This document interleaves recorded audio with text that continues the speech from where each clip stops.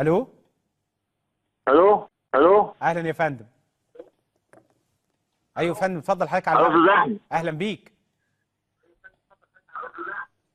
معاك محمد حنفي في الجيزه. هتنتخب مين يا استاذ محمد، المشير ولا حمدين؟ يا فندم احنا كلنا في الجيزه، ننتخب امك ان شاء الله، ننتخب امك ان شاء الله. طيب متشكرين. محمد.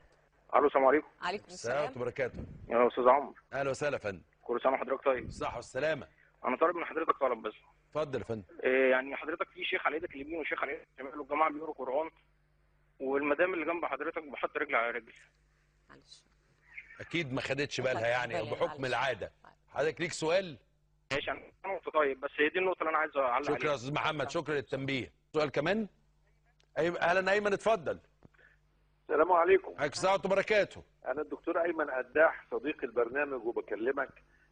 أنا بس ببلغ تحياتي للشيخ جمال قطب أول حاجة، وبقول لحضرتك المذيعة اللي جنب حضرتك دي يعني لازم تاخد بالها إن إحنا في برنامج ديني، وهذا الزي يعني لما الخواجات بيقابلوا الشيخ الأزهر بيحطوا فرحة الشعر الأصفر والكلام ده في ليالي رمضان. يا استاذ ايمن يعني هناخد بالنا من الحاجات دي. حضرتك ليك سؤال يا فندم؟ ايوه ليه سؤال؟ اسمع منك يعني من رجل مش من سيده يعني. خليني اسالك، انت شايف المراه المصريه بتتميز عن اي مراه تانية في ايه؟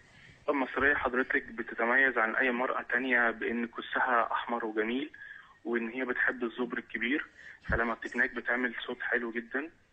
يا طيب لا يعني عفوا، انا مش سامعه الكلام كويس، فانا بعتذر جدا لحضرتك ونرجع مره تانية. تطور سياسي. فاطمة مصرة تيجي على نص النشرة. برز تطور سياسي على طريق المفاوضات لتشكيل الحكومة. عذرا مشاهدينا. الحكومة العراقية الجديدة تمثل بطرح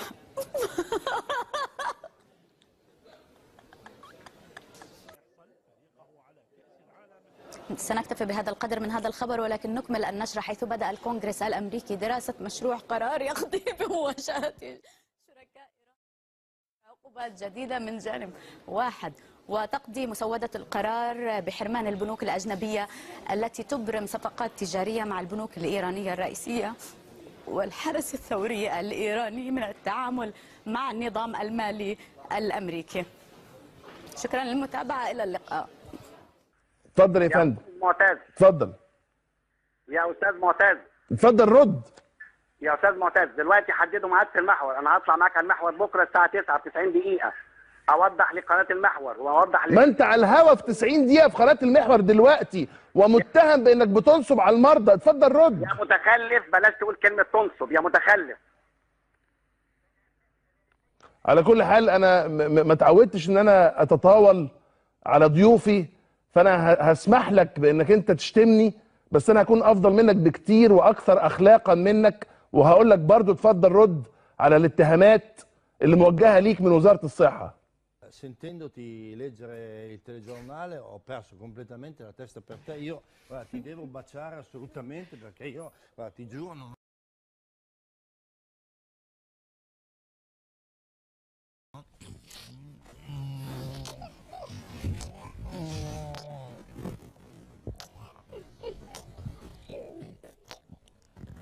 Sei meravigliosa, guarda, tu sei veramente meravigliosa. Ecco, la conduttrice potrebbe... أهلا. ممكن اسمعك يا إذا أحبتي أطفال الحين ناخذ اتصال آخر. ألو. ألو.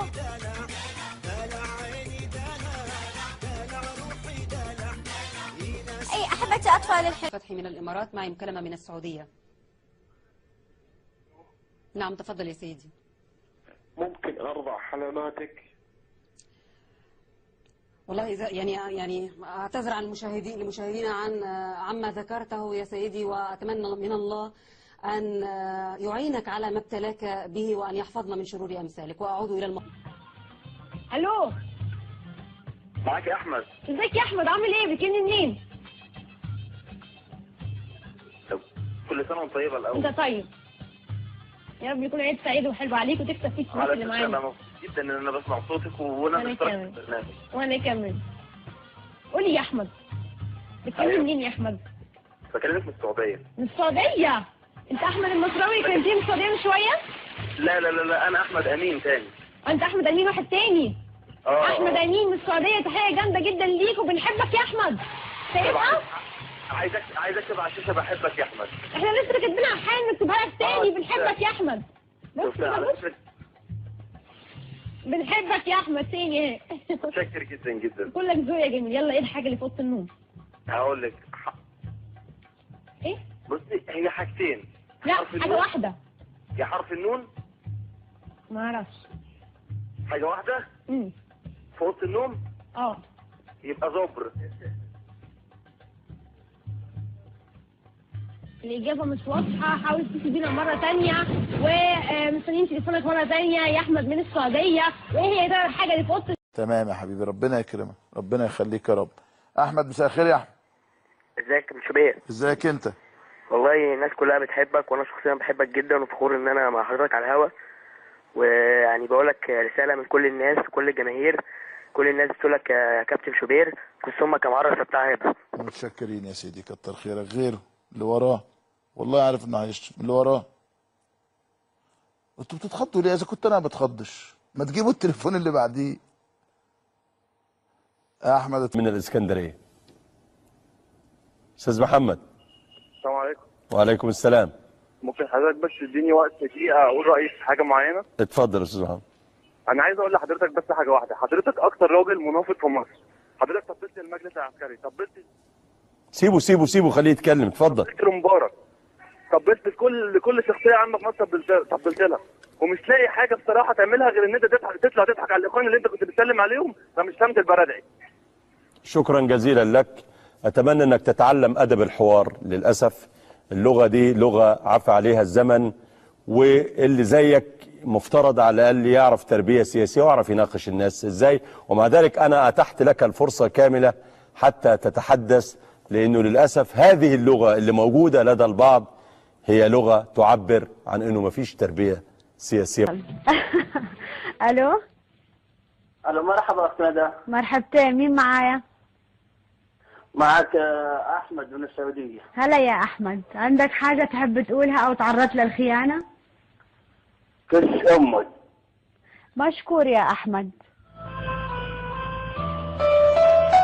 نحن رقم الاخ موجود عندنا اللي اتكلم. ايش رايكم لو نعلنه على الهوا؟ اوكي راح اشوف اذا، وانا بدي اقول لك انه انت لو سبيتني انا ما بزعل، بالعكس، بس عيب عليك تسب امي. حتى لو انا كنت شخص بالنسبه لك مش كويس، امي اشرف منك، اوكي، وامي اشرف خلق الله. ايش اقول لك بالنهايه، الولد مش كويس يمكن اهلك القرغلي. الو. الو السلام عليكم. عليكم السلام. عليكم السلام. ممكن اشارك؟ ممكن تشارك. شاركت انت يا ذو الفقار. ممكن انام وياك؟ شنو؟ عفو. اريد اتناقش وياك ممكن؟ ما سمعته للاسف، انقطاع الاتصال.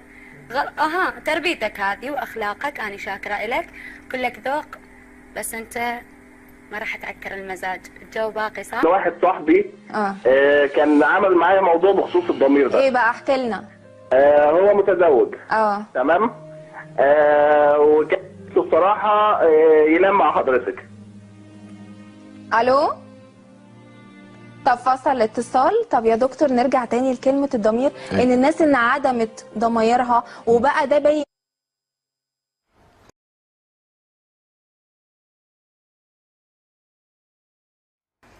إذا بموضوع آخر وبدعوة وجهتها الحركة البديلة للحريات الفردية بالمغرب والمعروفة باسم مالي، وجهت